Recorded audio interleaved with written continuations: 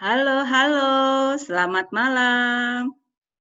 Assalamualaikum warahmatullahi wabarakatuh. Waalaikumsalam warahmatullahi wabarakatuh. Alhamdulillah. Waalaikumsalam, Jeng Tina, baru nyampe rumah. Jangan-jangan di dalam bis nih. Di Iya, dalam bis apa udah nyampe? Udah nyampe. Sekarang kan iya. berdua. Udah Oh, nggak naik bis alhamdulillah. lagi. Oh, siapa tuh yang satunya? Suami sekarang di Kabupaten Blitar. Oh, betapa bijaksananya para pimpinan kita ya. Iya, tahu aja. Itu pengertian. Baik, teman-teman, saya Tina Wayu Fitri, leader S3.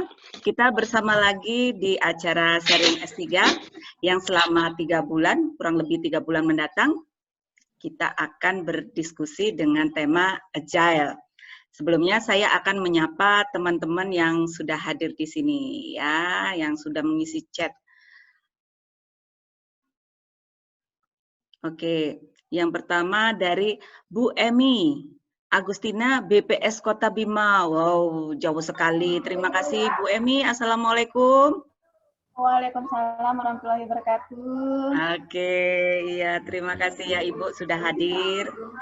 Kemudian Pak Surya, apalah jadinya saya tanpa Pak Surya ya Pak ya. Terima kasih sudah selalu membantu S3 di bidang IT. Pak Surya?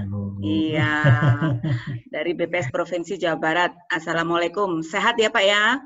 Alhamdulillah sehat Bu. Waalaikumsalam warahmatullahi wabarakatuh. Alhamdulillah. Sudah mulai masuk kerja Pak Surya? Belum Bu, masih WFH. Ya. Mudah-mudahan nanti kondisinya semakin membaik ya Pak ya. Amin. Makasih Bu doa-doanya. Kemudian Jeng Nurul dari BPS Kota Pekalongan. Salam satu jiwa Jeng Nurul. Sasaji Mbak. Tetap semangat ya. Tetap semangat dong. Oke, sudah siap belum kopinya? Ya, siap harus. Ya. Lag-nya berapa jam dari Jayapura? 2 jam. 2 jam. 2 jam ya. Dong, sudah tidur yang di sana. Enggak lah, biasanya bapak-bapak itu tidurnya malam ya. Oke, nah ini jagoan saya nih, Ardiansah dari BPS Kabupaten Seluma. Oh, Assalamualaikum Ardi. Waalaikumsalam Bu. Jadi sekarang tugas di Seluma? Iya Bu, Seluma sekarang Bu. Semangat ya, jangan lupa jaga kesehatan ya Ardi ya. Iya siap Bu. Ardi ini adalah fotografer andalan saya, pandai sekali mengambil angle yang tepat ketika saya berdiskusi dengan Bupati ya. Masih suka foto-foto Ardi? Oh masih dong Bu. Oke, selanjutnya Jeng Mona dari BPS Kabupaten Kediri. Ini teman saya mulai dari dulu AIS Angkatan 36. Assalamualaikum Jeng Mona. Waalaikumsalam, Jentina, sehat. Ya, semoga rendangnya ini ya, jangan lupa dibolak-balik sehingga nggak gosong dan sukses selalu untuk bisnisnya ya. Iya, ini lagi prepare packing juga nih. Sambil webinar. Jadi Mas Budi bagian apa? Kalau Mas Budi bagian apa ya? Nyicip? Promo-promo. Oh, promo-promo. Dan nyicip-nyicip. Dan nyicip-nyicip juga lah pastinya ya. Doain Jentina. Ya, semoga sukses ya dan bahagia menikmatinya. Yes. Nah, kemudian selanjutnya ini adalah penulis handal kita, Jeng Tasmila dari BPS Kota Malang. Assalamualaikum Mbak Tasmila. Waalaikumsalam warahmatullahi wabarakatuh, Bu Tina. Iya, apa kabar? Bisa bergabung di sini. Ya. Alhamdulillah baik Bu. Maaf sambil di samping ngeloni jadi nggak nyalain video. Iya, nggak apa-apa. Mohon maaf. Iya, memang harus seperti itu. Saya kalau sedang tidak lagi jadi moderator ini ya, saya sambil nyuci piring dengerinnya. Oke, bersama kita juga apakah sudah hadir narasumber yaitu Mbak Nurul Khairiyati. Assalamualaikum Mbak Nurul. Waalaikumsalam warahmatullahi wabarakatuh. Oke, udah siap ya Mbak ya? Insya Allah. Baik. Bapak Ibu yang selalu bersemangat, grup S3 adalah media bagi pegawai BPS untuk saling berbagi kisah bagaimana kita menata diri dan organisasi menghadapi perubahan. Semuanya berpuncak pada pentingnya kita untuk menjadi lebih agile. Kita sebagai individu dan organisasi lebih lincah, lebih cepat, dan lebih lihat dalam merespon setiap perubahan yang terjadi di sekeliling kita. Karena narasumber kita yaitu Ibu Nurul Khairiyati, Kepala BPS Kepulauan Karimun, ya Mbak ya, sudah hadir. Kabupaten Karimun. Oh ya, Kabupaten Karimun sudah hadir, maka saya persilakan kepada Mbak Khairiyati untuk menyapa para S3ners. Monggo Mbak. Assalamualaikum warahmatullahi wabarakatuh. Terima kasih Mbak Tina atas waktunya. Baik, ini Mbak Nurul akan nge-share sendiri ya Mbak ya. Jadi ini saya akan stop share ya Mbak ya. Oke. Oke. Hanin atau Pak Surya, mohon Bu Nurul dijadikan sebagai host. Sudah, ini. Sudah Mbak Nurul, monggo ya.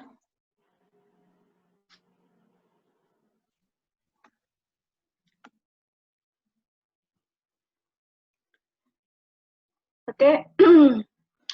Teman-teman semua di grup S3 yang sangat berbahagia, terima kasih untuk Bu Tina ya yang sudah menjadi leader di sini. Alhamdulillah kita bisa terhubung dalam sebuah Zoom di mana kita bisa bersama-sama lah saling berbagi apa yang sudah pernah kita alami dan mungkin teman yang lain bisa mengambil hikmah dari apa yang pernah kita alami. Kali ini saya akan membagikan pengalaman yang terjadi, yang pernah saya alami, saya pribadi, kemudian dari tim kami, dari BPS Kabupaten Karimun, di mana saya di sini akan memberikan sedikit motivasi ya, motivasi untuk kita, bagaimana kita supaya bisa bersaing di antara yang lainnya supaya kita bisa lebih tangkas. Saya mengambil judul Never Give Up. Never give up artinya jangan kita menyerah, jangan kita hanya duduk manis dengan kondisi apa yang kita dapat sekarang. Janganlah kita merasa bahwa apa yang kita peroleh sekarang itu sudah yang terakhir, tidak.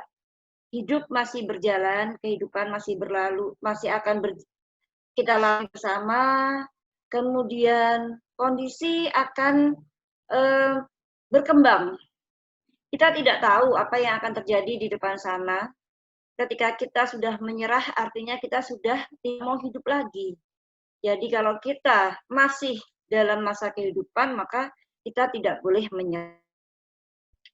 Kemudian kalau kita tidak menyerah, jangan pula kita menjalani kehidupan ini dengan apa adanya.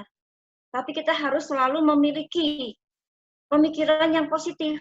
Kita harus memiliki pemikiran bahwa ke depan itu kita akan mendapatkan yang lebih baik lagi. Di sini mungkin teman-teman bisa melihat ya kenapa saya mengambil background ini. Never give up, kenapa saya tulis di atas awan. Itu artinya bahwa mimpi kita masih di atas sana loh. Kita tidak hanya sampai di sini, masih di atas sana mimpi kita. Dan dia masih akan menunggu kita untuk kita wujudkan mimpi kita itu. Kemudian kenapa N-nya itu di antara langit dan daratan dan laut ya. Itu artinya bahwa di antara keinginan kita, maka kita harus tetap membumi. Nah, di sini kita perlu always have a positive thinking. Kita harus tahu bahwa jalan ini kan belok nih. Nggak selamanya dong jalan itu lurus. Nggak selamanya jalan itu mulus. Nah, ketika jalan itu belok, yakinlah bahwa di depan sana, di balik kelokan itu, kita akan mempunyai hal-hal yang lebih baik lagi. Itu yang ingin saya sampaikan di sini. Jadi, ketika jalan itu belok, ketika jalan itu berliku, jangan langsung menyerah. Ah, saya nggak bisa, ah, saya nggak sanggup. Tidak. Yakinlah bahwa di depan sana ada sesuatu yang menunggu kita. Sesuatu hasil yang lebih baik lagi yang akan diberikan oleh Allah untuk kita. Yakinlah bahwa janji itu ada. Nah, di sini saya akan memberikan 3 tips. 3 tips never give up. 3 tips untuk supaya tidak gampang menyerah pada keadaan yang sudah ada. Yang pertama, terimalah kegagalan. Karena kegagalan itu adalah sebagian dari kesuksesan. Kita tidak mungkin sukses kalau kita tidak pernah gagal. Nah, kalau kita gagal, jangan langsung berhenti. Coba lagi, coba lagi. Siapa tahu ketika kita berhenti, seharusnya percobaan yang membuat kita sukses. Sebetulnya setelah kita menerima kegagalan sekarang, kita akan tahu, oh sebetulnya saya jangan ambil jalan yang ini nih. Harusnya saya ambil jalan yang itu. Dengan kita dapat kegagalan, artinya kita jadi semakin kuat. Kita akan tahu bahwa ternyata jalan yang kita ambil ini tidak benar. Contoh, misalnya kita mengambil manajemen resiko sebuah survei. Ketika kita kemarin sudah melakukan sensus penduduk ya, misalnya sensus penduduk kita online, kemudian kita membuat sebuah target. Nah, contoh saya kemarin mentargetkan 18%. Ternyata tidak tercapai 18% itu. Ternyata kami hanya mencapai 12%. Nah, itu tidak berarti bahwa terus kita gagal dong. Tidak. Itu artinya bahwa bagaimana kita mensukseskan sensus penduduk di KEPI. Waktu itu kami mengambil pilihan KEPI. Memang Karimun menentukan itu KEPI, sempat ada yang meragukan. Apa iya Karimun yang kepulauan itu bisa KEPI? Apa iya?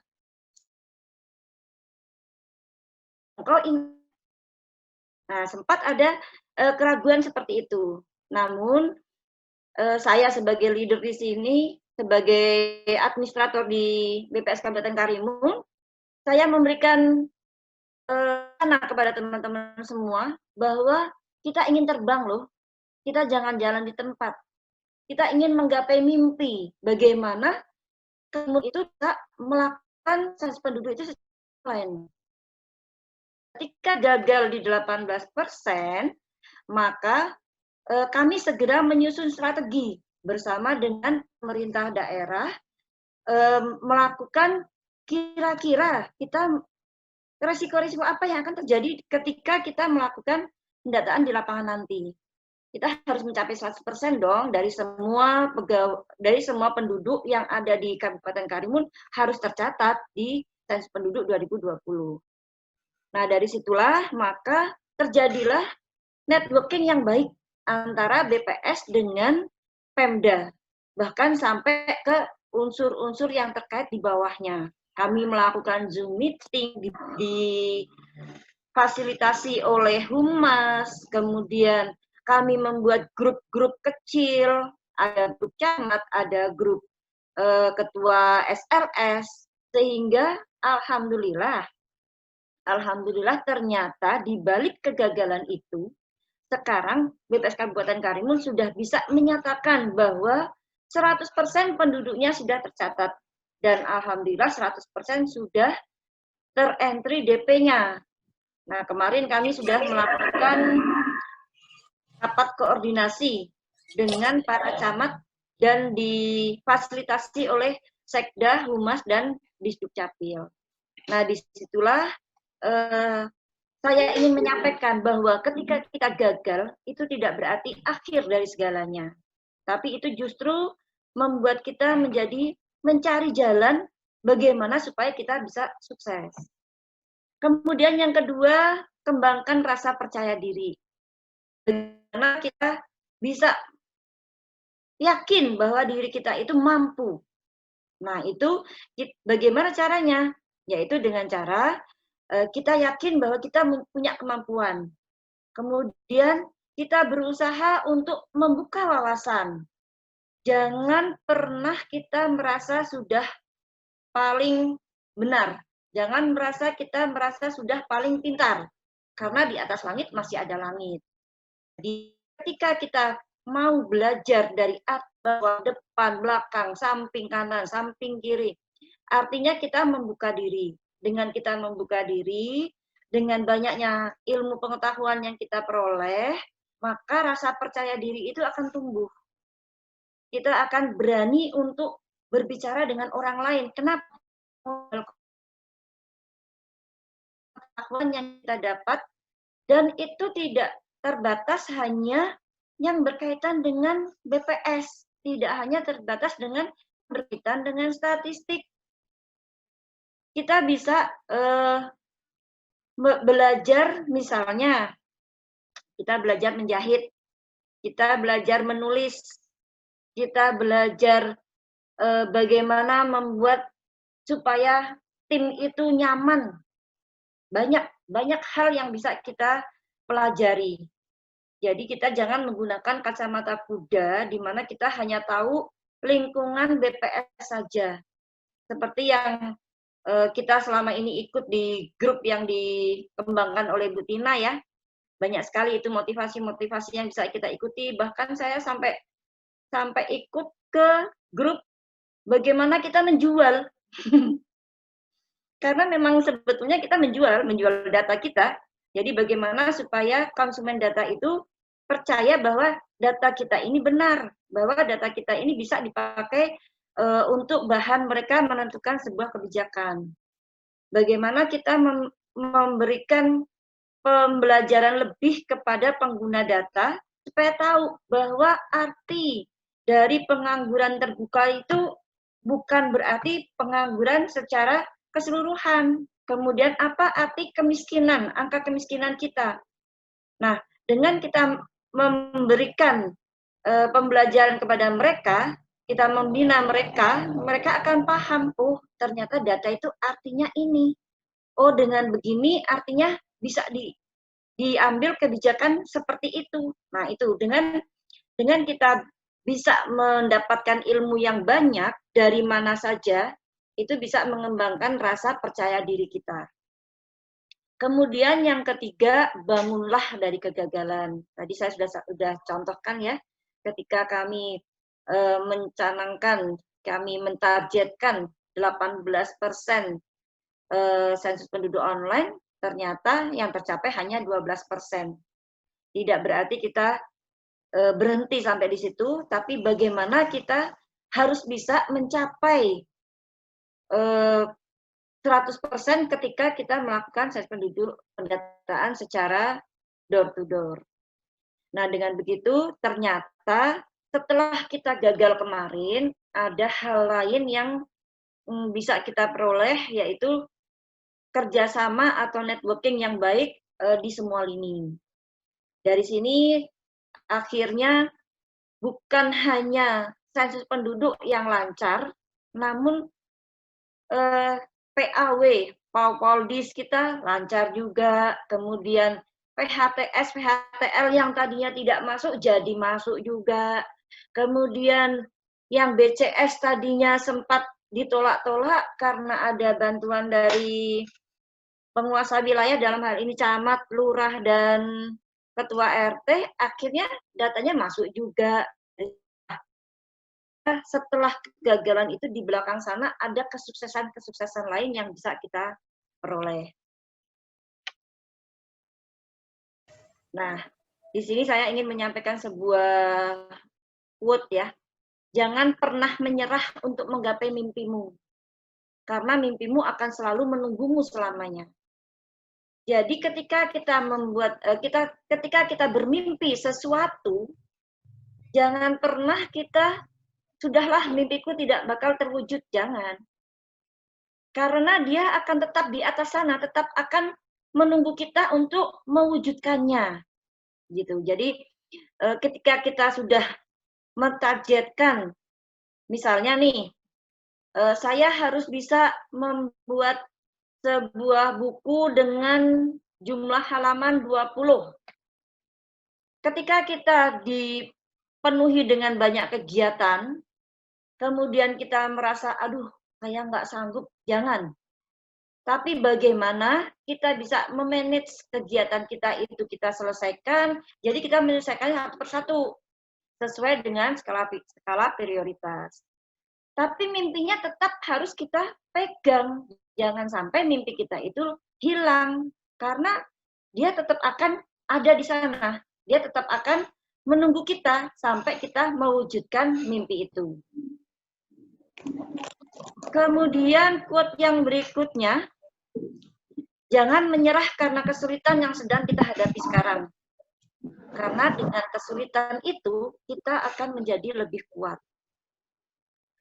Kita yakinlah bahwa Allah tidak akan memberikan cobaan atau beban atau kekuatan hambanya. Kita yakinkan itu, sehingga kita menemui sebuah kesulitan.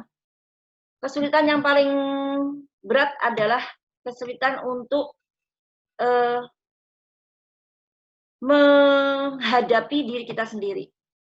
Ketika kita ego, ketika kita merasa diri kita paling di atas yang lain, itulah yang paling sulit.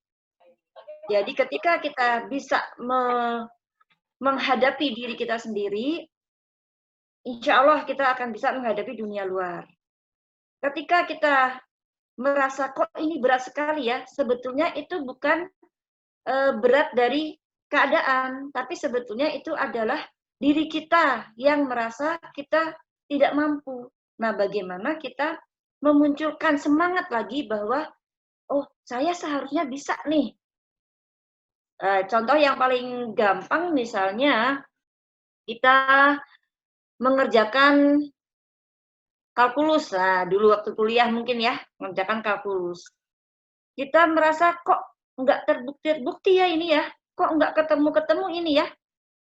Ketika kita merasa kesulitan dan kita berhenti, maka kita tidak akan mendapatkan hasilnya.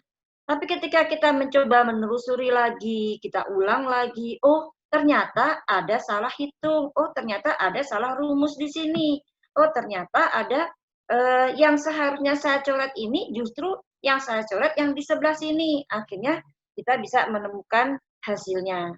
Begitu pula ketika kita misalnya ketika kita dengan satu tim, kita akan mengerjakan sebuah, kalau di sini memang wilayahnya cukup beragam ya, karena kepulauan. Jadi ada waktu itu sebuah pulau yang jauh, namanya Desa Buluh Patah, kemudian Desa Selatmi, itu ada di pulau yang berbeda-beda. Ketika di sana terkena sampel Susenas, untuk pergi ke sana pun membutuhkan biaya yang cukup tinggi karena harus sewa pompong, dan sewa pompong itu 1 juta ya, untuk satu desa itu biayanya 1 juta, itu baru sewa pompong saja.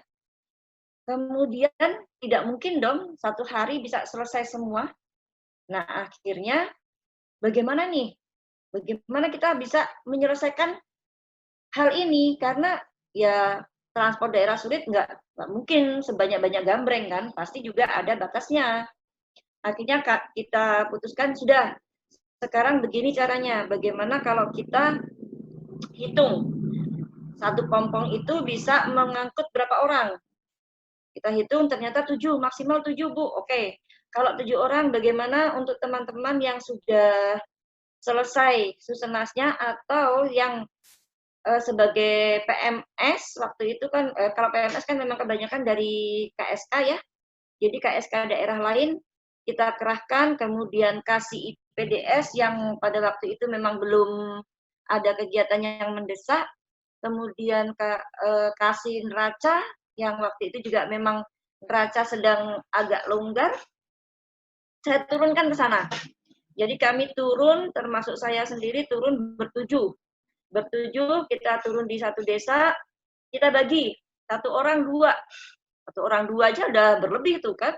karena sampelnya hanya 10 rumah tangga. Nah, dari situ kita selesai satu, kita pindah. Jadi kalau biasanya itu hanya satu jalan di satu desa, karena kami turunnya bersama-sama ramai, jadi kami bisa menyelesaikan 3 desa. Dan alhamdulillah sekalian juga kita menyelesaikan untuk data K2. Kebetulan K2-nya itu di desa Selatmi, di mana itu juga termasuk desa yang jauh. Nah, dari situlah akhirnya kami sekarang bisa tahu, oh sebaiknya untuk daerah-daerah sulit seperti itu kita turunnya bersamaan dan kita sinergikan, jangan hanya untuk satu survei. Kita sinergikan dengan beberapa survei. Nah, dari situ mulai sejak saat itu kami tidak pernah lagi turun ke daerah sulit itu hanya satu tim. Biasanya kami turunkan 2 atau 3 tim untuk menyelesaikan supaya lebih cepat. Itu salah satu contoh bagaimana kita tidak menyerah karena wilayah yang sulit, kemudian membutuhkan biaya transport daerah sulit yang besar, kemudian dengan faktor cuaca yang tidak menentu. Jadi kalau di sini belum tentu nih, sekarang kita berencana mau nyebrang, ternyata cuacanya kurang mendukung, angin kuat lah, atau ombak sedang tidak bersahabat, itu sering terjadi. Dan di sini memang dibutuhkan mental yang kuat untuk yakin bahwa ombak itu nggak akan menggulung kita. Jadi ketika saya supervisi misalnya, saya selalu berusaha, selalu meminta, selalu berdoa, ya Allah tunjukkanlah hidayahmu. Jadi ketika saya sedang di dalam pompong, di sini namanya pompong ya, kapal kayu mungkin kalau teman-teman yang lain, kapal kayu dengan mesinnya itu ada yang 1, ada yang 2, ada yang 4 juga ada. Nah, itu ketika menghadapi ombak yang lumayan tinggi, bahkan pernah saya ombak itu lebih tinggi dari kapalnya, lebih tinggi dari pompongnya. Itu saya hanya melihat ombak itu. Oh, ternyata kita itu tidak bisa memotong ombak. Yang bisa kita mengikuti alurnya. Kemudian ketika kita berpapasan dengan kapal lain, maka kalau kami menyebutnya cap itu yang mengemudikan pompong itu akan memperlambat laju. Begitu pula kapal sebelahnya. Ternyata kenapa? Ketika kita laju, maka ombak yang kita timbulkan pun akan besar, akan mengganggu perjalanan kapal yang di sebelahnya. Nah, di situ saya mengambil hikmah bahwa ternyata ketika kita dalam satu tim, misalnya dalam satu kantor, sedang ada yang emosi tinggi, maka yang satunya jangan emosi juga dong. Yang ada nanti malah sama-sama marah. Maka kita harus sama-sama saling menjaga, saling ngerem. Nah, disitulah saya suka menyampaikan ketika kami sedang rapat, ketika pressing pekerjaan yang sedang padat, kemungkinan terjadi gesekan itu sangat besar. Ketika gesekan itu sangat besar, maka satu-satunya cara adalah bagaimana kita saling memahami teman kita. Jadi jangan sampai kita mengedepankan ego kita. Emosi ketika kita sedang banyak pekerjaan itu akan sangat gampang terpancing. Nah, disinilah dibutuhkan bagaimana kebesaran hati seseorang untuk menahan emosinya. Bagaimana caranya? Ketika yang satu sedang emosi, maka yang lain sebaiknya menghindar mencari pekerjaan lain yang harus diselesaikan. Nah, ketika yang satu menghindar, yang satu jangan mengejar, tapi dia juga harus berintrospeksi diri, kenapa saya harus marah? Nah, dan ini sering sekali terjadi. Utamanya ketika kita sedang melakukan pengolahan, itu yang paling sering terjadi. Kenapa? Karena jadwal pengolahan nggak pernah mundur. Sementara dokumen yang masuk itu juga karena dia melihat pengolahannya masih bisa, ya sudah, mereka masuknya lambat. Sementara pengolahan sudah di-pressing dengan jadwal yang tidak bisa mundur. Nah, disitulah biasanya terjadi gesekan-gesekan. Nah, ketika di situ terjadi gesekan, di sini perlunya kita untuk saling menjaga, untuk saling mengingatkan. Kita tidak boleh loh mengejar teman kita supaya lebih cepat lagi, karena kapasitas orang berbeda-beda. Kapasitas orang yang satu mungkin bisa ngentri dengan jarinya punya mata, kata orang nih. Wah, jarinya punya mata, dia udah tahu di mana angka 1, di mana angka 7, di mana angka 5, di mana angka 0, dan tidak pernah salah. Tapi ketika yang satunya harus dengan susah payah, dia harus pelan-pelan, ya sudah, kita tidak bisa menuntut dia untuk sama dengan teman yang sudah lancar itu. Nah, jadi kita harus sama-sama memahami bahwa setiap orang memiliki plus minus masing-masing. Kita tidak bisa meminta semuanya plus. Kita harus bisa menerima bahwa setiap manusia diciptakan oleh Allah itu plus dan minus. Ketika dia mempunyai kelebihan, maka dia pasti punya kelemahan. Nah, ketika kita melihat seseorang itu kok dia bagus semua ya, itu bukan berarti dia bagus semua, tapi Allah menutup kelemahan dia, jadi yang nampak itu yang bagus-bagusnya gitu. Nah, yang dinilai seperti itu jangan merasa, wah saya sudah hebat, enggak. Tapi Allah yang telah menutup keburukanmu yang lainnya gitu. Nah, dari situ kita akan yakin, oh iya, ternyata saya masih membutuhkan orang lain loh. Ternyata saya masih harus lebih mencari loh. Nah, dari situ kita akan tidak akan merasa kesulitan. Kenapa? Karena pasti ada teman lain yang akan membantu kita.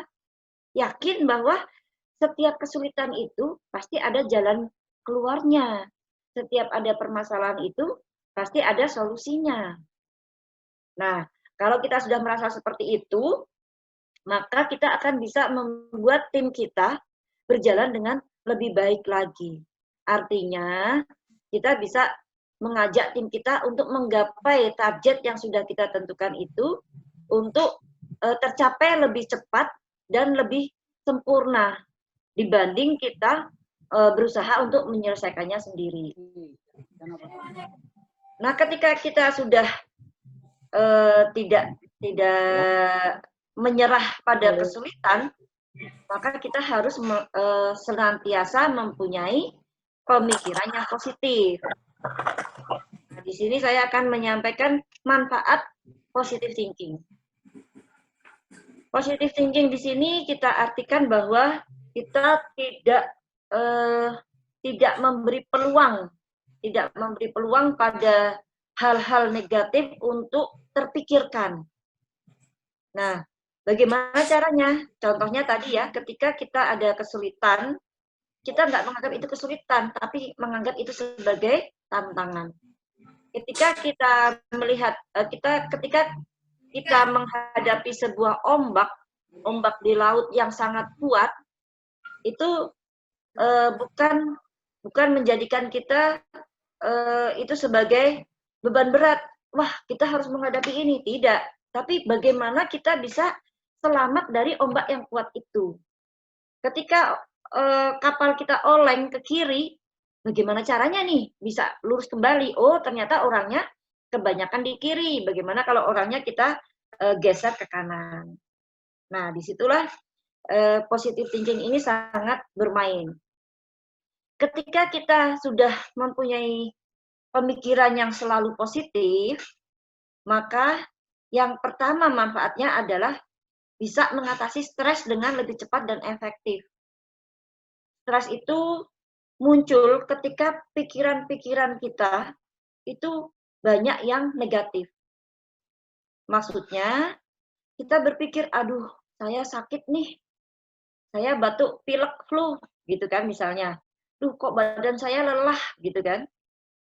Kemudian kita merasa capek, kita merasa tidak mampu lagi. Ketika kita berpositif thinking, kita berpikir bahwa, oh Allah memberikan ini supaya kita istirahat, kita ingat, kita bukan robot loh, kita manusia. Allah memberikan kita memang tenaga yang kuat, tapi kita juga harus adil dong, kita harus memberikan istirahat pada raga kita. Oh, ternyata jiwa kita pun juga butuh istirahat. Istirahat tidak berarti hanya tidur, hanya duduk-duduk, tidak. Ternyata kita butuh asupan dari ustadz misalnya. Kita butuh ceramah, kita butuh penyegaran rohani. Makanya alangkah baiknya kalau kita menyeimbangkan antara kebutuhan rohani dan kebutuhan jasmani. Jadi ketika kita diberikan sakit, maka kita berpikirnya, oh ternyata saya memang harus kalau orang Jawa bilang semeleh, meletakkan dulu pikirannya, jangan terlalu sepaneng, jangan terlalu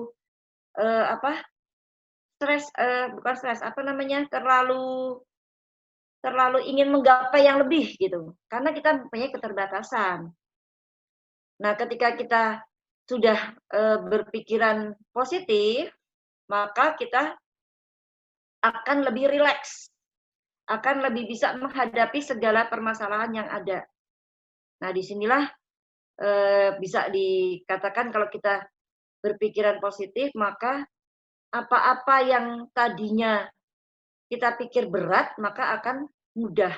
Apa-apa yang membuat kita terbebani, maka akan menjadi ringan. Kemudian yang kedua yaitu membina hubungan baik dengan sesama. Ketika kita berpikir bahwa oh si A itu orangnya pintar, tapi dia tidak bisa menyampaikan. Bagaimana caranya ya? Nah, kemudian yang pintar bicara, dia akan mengajarkan, oh kamu kan pintar, caranya kalau mau menyampaikan itu, bicaralah dengan bahasa yang bisa gampang kami mengerti gitu. Bagaimana kamu kalau berbicara jangan menggunakan bahasa-bahasa dewa, kami nggak paham. Padahal sebetulnya yang ngajak bicara ini paham, tapi dia membahasakan untuk supaya bisa menyampaikan ke masyarakat yang awam terhadap data-data statistik, sehingga jangan menyampaikan dengan bahasa-bahasa yang statistik sekali gitu. Itu contohnya. Kemudian misalnya nih, kita merasa kok dia mendiamkan saya ya gitu. Kok dia tahu-tahu nggak ngajak ngomong saya ya gitu. Nah, teman yang lain yang berpikiran positive thinking, dia akan mengatakan mungkin dia sedang sakit gigi gitu. Mungkin dia sedang pusing. Ayo kita tanya. Nah, itu akan membuat apa yang di pikiran itu menjadi terbuka. Ketika ditanya, kok kamu mendiamkan saya, kenapa? Gitu kan. Jawabnya, ini gusi saya sedang bengkak. Ternyata itulah, dengan kita berpikiran positif, kita akan berhubungan dengan orang lain itu menjadi lebih baik lagi. Misalnya, contoh lain, kita berpikir, kok Pemda ini susah ya kita ajak untuk bekerja sama dalam pembinaan statistik sektoral, gitu kan? Kita pikir kenapa sih nggak mau memberikan fasilitas untuk kita mengadakan pembinaan statistik sektoral misalnya. Ternyata ketika kita berpikir mungkin mereka sedang sibuk, nah yang lain memberikan masukan lagi. Sekarang kan pandemi COVID di daerah kita sedang meningkat, Bu. Oh iya ya, coba kita cari informasi. Nah gitu. Ketika mencari informasi ternyata memang kondisi sekarang di wilayah, katakan misalnya di Karimun nih, sedang bertambah 20 orang. Padahal kami biasanya selalu zona hijau misalnya. Bertambah 20 orang, kalau mungkin di Jawa itu bukan sesuatu yang berarti, di Karimun, wah sangat berarti sekali gitu. Sehingga membuat pemerintah menjadi kalang kabut. Mereka bagaimana caranya supaya pandemi ini tidak menyebar. Nah, akhirnya mereka tidak sempat berpikir untuk memfasilitasi BPS mengadakan pembinaan status sektoral. Mereka lebih mengutamakan untuk menyelamatkan masyarakatnya dulu. Nah, gitu. Ketika kita sudah tahu informasi itu, maka kita kemudian akan menanyakan ke Pemda. Maaf Bapak, apakah Pemda sekarang sedang sibuk dengan penanggulangan COVID-19 gitu kan? Ketika beliau menjawab, iya Bu, maaf. Nah, akhirnya hubungan kita akan kembali baik lagi. Jadi tidak berpikir bahwa kok kita nggak difasilitasi ya, kok kita dianaktirikan ya, tidak. Tapi kita akan saling dukung. Oh iya, sekarang saatnya sedang menghadapi COVID-19. Jadi baiknya kita hentikan dulu, bahkan kalau perlu mendukung. Contoh kemarin di Kepri ya, Kepri ini. Di Kepri ada pencanangan 5.000, pembagian 5.000 masker. Kemudian dari setiap kabupaten kota, pemerintahnya meminta bantuan kepada semua OPD termasuk instansi vertikal dan perusahaan untuk ikut berpartisipasi. Nah, di situ kita ikut mensukseskan kegiatan tersebut dengan membagikan 1.000 masker, misalnya begitu. Maka di sini hubungan antara BPS dengan Pemda akan tetap baik. Kemudian yang manfaat yang ketiga yaitu membuat kita menjadi lebih percaya diri. Jadi ketika kita berpikir bahwa oh ternyata si A ini orangnya open loh, gitu kan. Maka kita akan berusaha untuk mendekat. Tapi ketika kita berpikir kok dia menutup ya, kok dia nggak mau kenal kita ya, gitu, maka kita nggak akan mendekat. Begitu pula seandainya kita mempunyai pemikiran yang negatif, maka kita akan mundur kita. Nah, bagaimana supaya kita menjadi berpikiran yang positif? Itu kembali ke kita, kembali ke diri kita, dan tidak bisa serta-merta kita yang biasa berpikiran negatif berubah menjadi berpikiran positif. Itu tidak mudah untuk menjadi seorang yang berpikiran positif. Namun itu bisa dilatih dan dengan lingkungan yang baik, dengan lingkungan yang selalu mengajak kita untuk berpikir positif, maka itu akan membuat kita menuju ke arah sana. Nah, bagaimana kita menyebarkan energi positif dari pemikiran kita yang positif itu ke lingkungan kita. Jadi jangan kita mengharap kita mendapatkan energi positif dari lingkungan, tapi bagaimana kita memberikan energi positif ke lingkungan kita. Nah, kalau kita memberikan energi positif kita ke lingkungan kita, maka kita akan senantiasa berpikir positif. Nah, disitulah kita tidak mengharap dari lingkungan, tapi kita berusaha untuk memberi ke lingkungan. Allah akan memberikan kita pemikiran yang selalu positif. Nah, ketika kita sudah memiliki pemikiran yang positif, kemudian kita berusaha untuk membagikan dengan lingkungan kita semua kepositifan yang kita miliki, disitulah letak kepercayaan diri kita semakin baik. Kemudian untuk manfaat yang berikutnya yaitu lebih fokus dan konsentrasi. Ini sangat terbukti dari contoh misalnya lingkungan yang suka gibah ya, yang suka membicarakan orang lain. Nah, ketika ada yang membicarakan orang lain, misalnya nih, kita sedang bekerja di ruangan, kemudian ada yang bicara, si A itu begini loh, ternyata si B itu dia positif, gitu kan, positif COVID maksudnya. Kemudian si C bilang, itu hoax lah, gitu kan. Nah, ketika kita mempunyai pemikiran positif, kita berpikir bagaimana kita mencari informasi yang benar supaya tidak terjadi hoax. Nah, itu kita mencari sumber yang bisa dipercaya.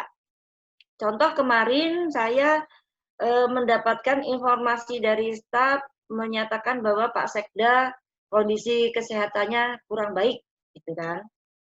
Jadi karena tidak berani, akhirnya hanya menanyakan, Bu, Pak Sekda sehat? Sehat? Kemarin habis telepon sama Ibu baik-baik saja, gitu. Besok lagi nanya lagi, Bu, Pak Sekda sehat? Gitu. Ini kenapa? Kenapa nanya begini terus, gitu kan? Karena tersebar berita Pak Sekda itu positif COVID. Nah, karena kita berpikir positif, bagaimana kita mencari informasi yang benar, akhirnya saya telepon ke Kepala Dinas Kesehatan. Pak, mohon izin Pak, maaf, kami ingin menanyakan tentang kondisi Bapak Sekda, apakah benar? Karena beredar informasi bahwa Bapak Sekda positif COVID-19. Beliau langsung menyatakan, Bu, itu hoax. Tolong disampaikan bahwa itu hoax. Bapak sehat-sehat saja, Bapak baik-baik saja. Oke, terima kasih Bapak. Nah, dengan seperti ini, maka kita akan lebih fokus menuju mencari informasi yang benar. Begitu pula, misalnya nih, ketika kita berpikir bahwa kok saya sepertinya sudah melemah ya, kok saya kayaknya pendengaran saya sudah berkurang ya, misalnya gitu kan, kita udah negatif nih. Ketika kita berpikir bahwa sebetulnya tidak seperti itulah, mungkin saya kurang fokus ketika seseorang itu sedang berbicara dengan saya. Mungkin saya kurang memusatkan konsentrasi saya ketika seseorang itu memberitahukan informasi kepada saya. Nah, ketika kita sudah berpikir positif seperti itu, maka kita akan mengumpulkan kembali konsentrasi kita, memfokuskan kembali pemikiran kita ke arah pembicaraan yang sedang terjadi. Kita nggak akan belok kanan, belok kiri, nggak akan seperti itu. Maka kita akan fokus pada apa yang sedang dibicarakan. Kemudian untuk manfaat berikutnya, yang kelima, yaitu memiliki kesehatan yang lebih baik. Sebetulnya penyakit itu timbul dari pikiran-pikiran kita. Jadi ketika kita berpikir yang negatif-negatif, maka imbasnya adalah pada tubuh kita. Ketika kita berpikir yang baik-baik, ketika kita berpikir besok aku lebih baik lagi, maka yang hadir adalah yang baik. Ketika kita berpikir aku sakit nih, maka yang kita tadinya hanya flu ringan akan menjadi semakin berat. Ketika kita berpikir aku sehat, aku baik-baik saja, maka kesehatan itu memang akan hadir. Contoh yang paling nyata adalah ketika kita sedang banyak pekerjaan, kemudian kita banyak duduk nih, kita lupa minum, kita lupa menggerakkan badan, maka ketika pulang badan kita akan pegal-pegal semua, badan kita akan sakit-sakit semua. Nah, ketika kita berpikir aku akan sehat nih, akhirnya apa? Minum vitamin. Kemudian ada minyak urut misalnya, atau minyak kayu putih misalnya. Coba ya, kalau dioleskan di badan mungkin besok pagi aku akan sehat kembali, gitu kan? Nah, kita oleskan, kemudian kita pijit-pijit sedikit, kemudian kita tidur. Besok pagi kita akan sehat, insya Allah. Dan itu terbukti itu terbukti.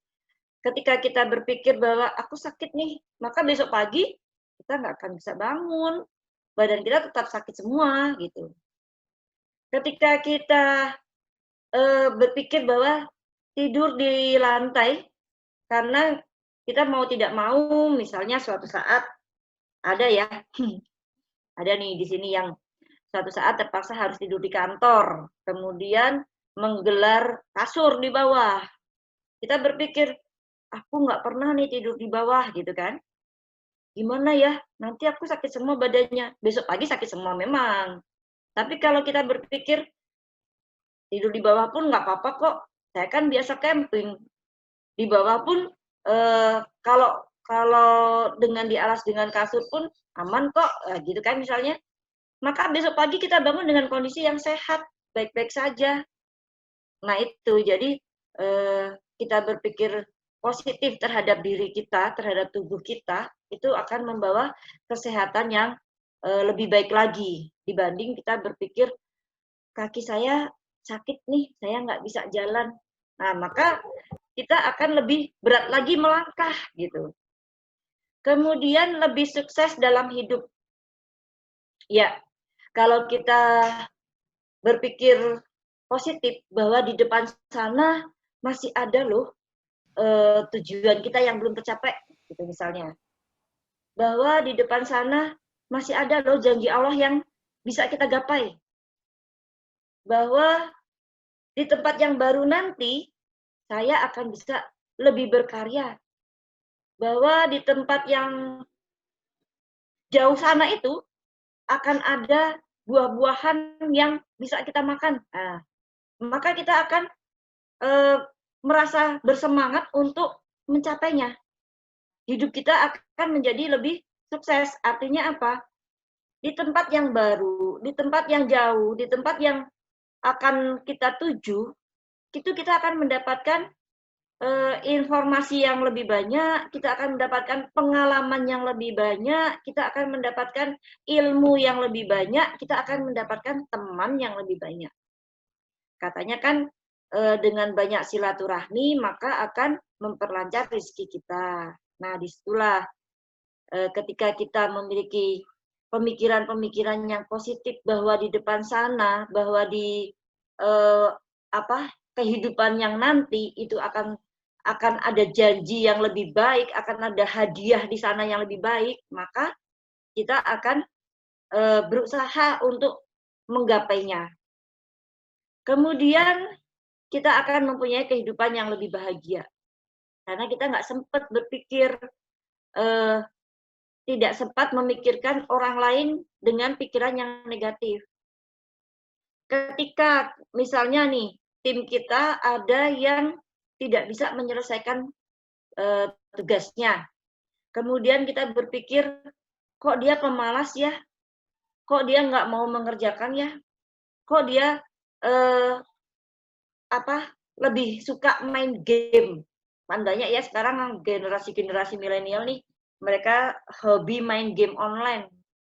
Nah, terus kita berpikiran seperti itu. Akhirnya apa? Kita akan berpikir, aduh, saya kok kerja sendiri ya? Kok saya capek sendiri? Kok dia nggak mau bantuin? Kan gitu. Nah, tapi kalau kita berpikir, kok dia nggak mengerjakan? Jangan-jangan dia tidak tahu caranya. Jangan-jangan dia belum tahu bagaimana cara menyelesaikannya. Jangan-jangan dia tidak tahu bahwa itu tugasnya. Nah, kalau kita berpikir positif seperti itu, maka kita akan menegur, mengajak bicara. Kamu kenapa? Kenapa tugasmu nggak selesai? Kenapa kok kamu nggak bisa mencapai target? Nah, ketika kita tanya, ternyata jawabnya, iya saya nggak tahu caranya harus bagaimana. Kok nggak tanya, gitu kan? Nggak berani, karena masih baru. Nah, kalau kita berpikiran negatif tadi kan akhirnya kita melepas dia. Sudahlah, dia nggak bisa bekerja, hanya begitu kan? Tapi ketika kita berpikiran positif bahwa dia itu bisa kita ajak bersama, maka tim kita akan kembali solid. Tim kita akan kembali mengerjakan target dengan bersama-sama dan pasti lebih baik karena dengan mengerjakan bersama-sama pasti mendapatkan hasil yang lebih baik dibanding hanya mengerjakannya sendirian. Nah, dengan begitu kita akan mempunyai tim yang jauh lebih solid, di mana tim itu akan nyaman. Ketika tim itu bekerja dengan nyaman, maka target yang tadinya jauh, yang tadinya sulit, yang tadinya berat, maka akan tercapai dengan sendirinya. Bahkan sampai tim itu tidak sadar, oh kita sudah tercapai ya. Nah, karena apa? Karena mengerjakannya dengan nyaman, dengan enak, dengan energi-energi positif yang terbangun di dalam tim tersebut. Itu yang membuat target yang tadinya sepertinya kok sangat berat, sepertinya kok sangat tinggi, ternyata bisa tercapai dengan sendirinya. Ya, deh Mas ya. Mbak, mungkin itu saja yang bisa saya sampaikan. Mudah-mudahan bisa menambah sedikit wawasan kita terbuka. Kami harapkan masukan dari teman-teman semua. Mungkin kita di sini bisa sharing ya. Kita bisa sharing bersama, bukan hanya dari satu sisi ya, Bu Tina ya. Terima kasih atas waktu yang diberikan. Kami kembalikan ke Bu Tina. Mohon maaf apabila dalam penyampaian tadi ada yang kurang berkenan. Billahi taufiq wal hidayah. Assalamualaikum warahmatullahi wabarakatuh. Waalaikumsalam. Bukan berarti ditutup ya Mbak Nurul ya, karena banyak sekali pertanyaan yang masuk.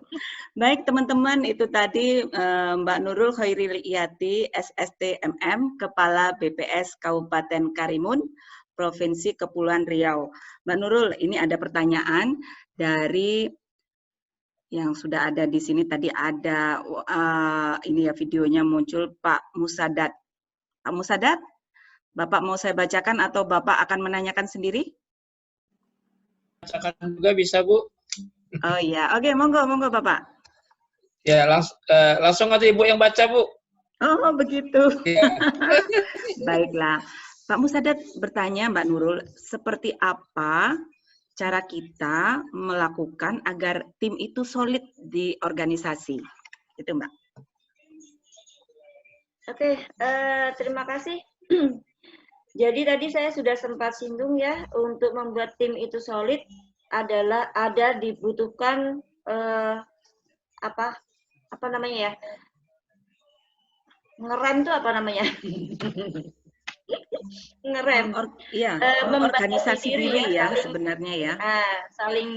Saling menjaga bahwa kita mempunyai keterbatasan, teman kita mempunyai kelebihan gitu. Jadi dalam satu tim itu bagaimana kita saling menjaga, kemudian saling menguatkan.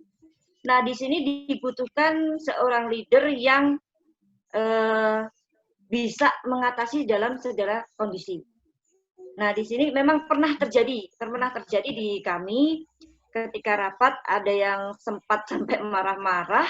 Nah, leadernya itu harus bisa bagaimana caranya membuat kondisi kembali kondusif. Nah, ketika seorang leader bisa mengatasi emosi dirinya sendiri, maka yang lain akan melihat, oh, ternyata dengan cara kita berdiam dulu, kita tarik nafas dulu, kita mundur ke belakang sedikit, maka kita akan bisa menerima masukan dari orang lain yang mungkin kurang bisa diterima karena mungkin cara penyampaiannya.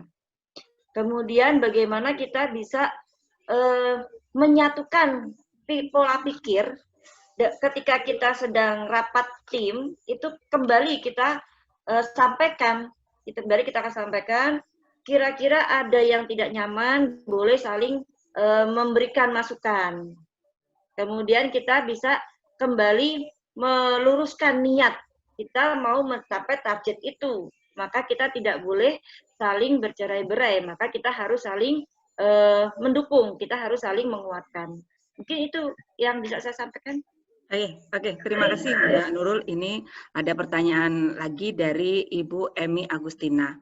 Jika kegagalan terus terjadi, sehingga membuat kita tidak percaya diri, ditambah lingkungan telah memberi label tukang gagal, bagaimana cara bangun dari kegagalan yang terus-menerus terjadi? Tadi sudah saya sampaikan ya, ketika kita menyerah, ternyata kita mencoba yang berikutnya, itulah kesuksesannya. Jadi jangan menyerah. Saya pernah juga mengalami kegagalan. Siapa sih yang nggak pernah gagal, ya kan? Saya pernah gagal juga. Kemudian salah satu cara yang membuat saya kembali kuat adalah mengembalikan kepada yang memiliki. Bagaimana kita menyerahkan diri kita bahwa saya itu tidak ada apa-apanya kok.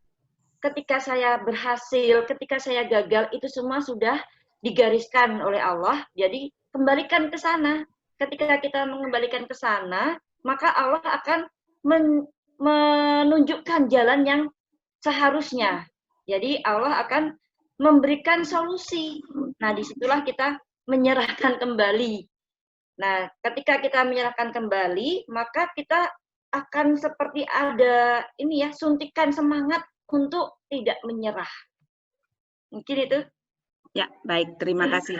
Memang Mbak Nurul, saya melihat dari tadi ya, yang disampaikan Mbak Nurul, baik Mbak Nurul maupun tim punya karakter agile yang oleh Renal Kasali ditulis kriterianya adalah selalu berinteraksi satu sama yang lain, mampu mengorganisasi dirinya dan juga optimis.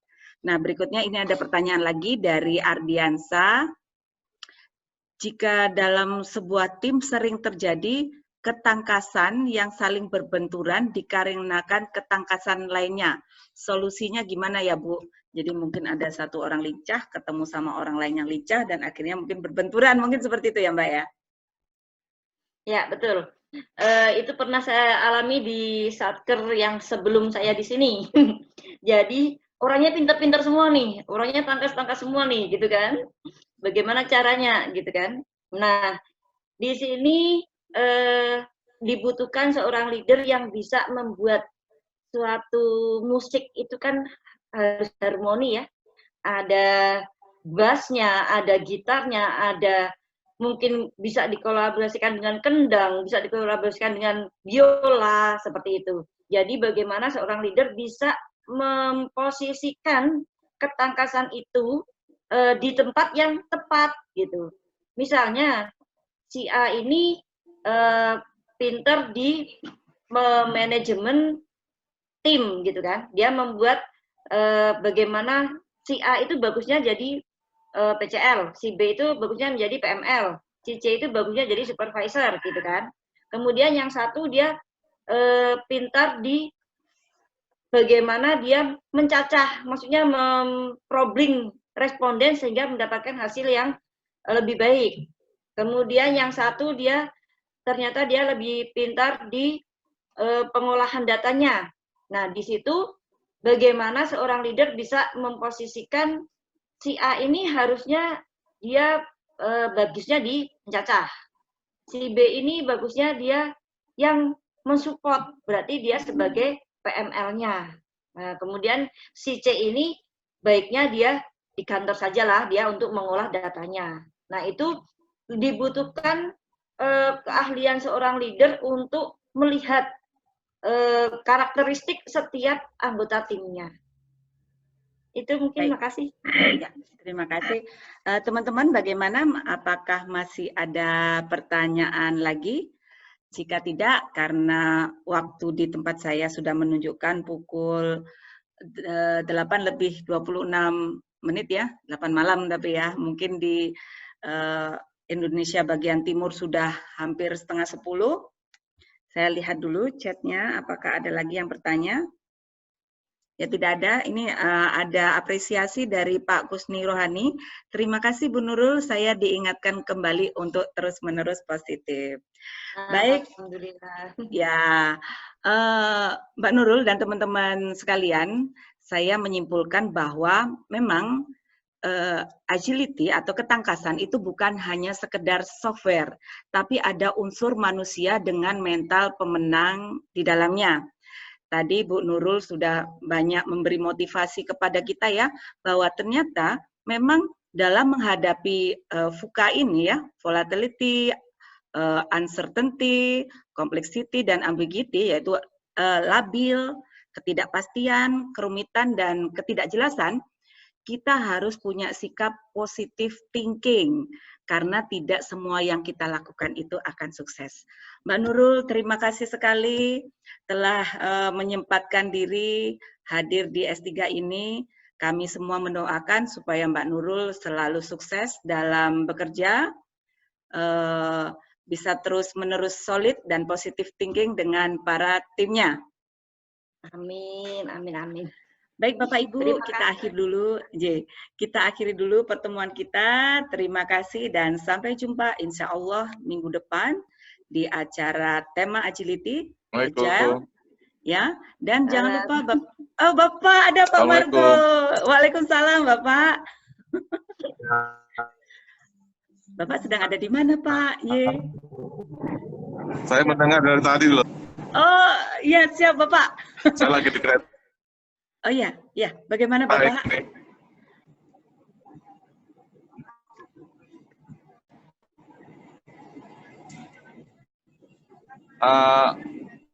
Boleh ngasih tantangan nggak? Oh, siap Bapak. Tantangannya untuk Mbak Nurul saja ya Pak ya? Ya, suaranya hilang. Suara Bapak terdengar Bapak. Bukan, buat semuanya. Ini kan grupnya keren nih, orang-orangnya. Oh, iya. Siap.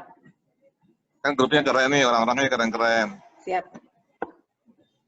Ya, saya tuh gini, lagi melombakan kepada seluruh pegawai, gitu ya, untuk membuat quick win buat BPS tahun 2021. Siap. Nah, kira-kira yang intinya pengen mendapatkan pandangan dari ingin mendapatkan quick win dari sudut pandang teman-teman semua gitu, dari pegawai gitu, jangan dari atas. Kira-kira dengan diskusi S3 maupun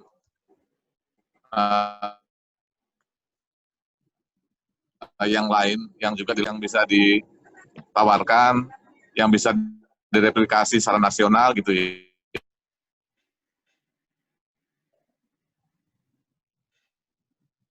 ya. Siap. Siap Bapak. Dan hadiahnya sudah jelas. Wah, ya. I love present. Apa itu Pak? Nanti kalau keluar kan. Ya. Ini sorry suaranya hilang-hilang di keretanya, sinyalnya saya udah mulai jalan tadi. Siap, tidak apa-apa Bapak. Bisa diulangi Bapak, hadiahnya apa Bapak? Kenapa? Hadiahnya apa Bapak? Hadiahnya diajak Pak Kepala BPS ke luar negeri. Wah, luar biasa ya. Ya, jadi kalau itu ada ide yang baik, kemudian diangkat dan bisa replikasi secara nasional gitu, itu kan pasti lebih applicable gitu ya daripada digagas dari atas untuk dipakai di bawah. Nah, saya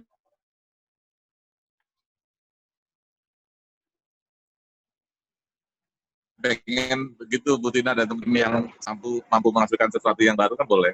Siap. Itu. Siap Bapak. Terima kasih Bapak. Jadi tadi Bapak Ibu sekalian, Pak Margo mengatakan kepada kita ada challenge, yaitu lomba bagi seluruh pegawai. Apa quick wins yang tepat untuk BPS di tahun 2021? Quick win-nya ini bisa direplikasi oleh unit kerja atau satker di seluruh Indonesia. Dan ini merupakan, menurut saya ya, memang karakternya Pak Margo yang selalu rendah hati, mau mendengarkan kita, grassroots, grassroots intellect, begitu ya. Kalau itu lebay itu. Hadiahnya ini sangat menarik, yaitu perjalanan menambah wawasan kita ke luar negeri bersama pimpinan. Siap, nanti akan kami share juga Bapak di grup pembelajaran yang lain.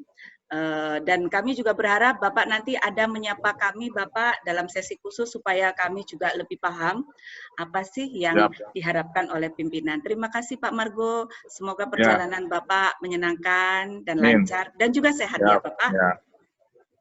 Amin. Ya teman-teman sehat semua, salam buat teman-teman semua ya. Siap Bapak, terima kasih. Waalaikumsalam warahmatullahi wabarakatuh. Wow, surprise ya Bapak Ibu. Bagaimana? Saya lupa tadi saya menutup dari mana. Sepertinya saya tutup dengan wassalamualaikum warahmatullahi wabarakatuh. Sampai jumpa. Waalaikumsalam warahmatullahi wabarakatuh. Sehat-sehat selalu ya, tetap semangat.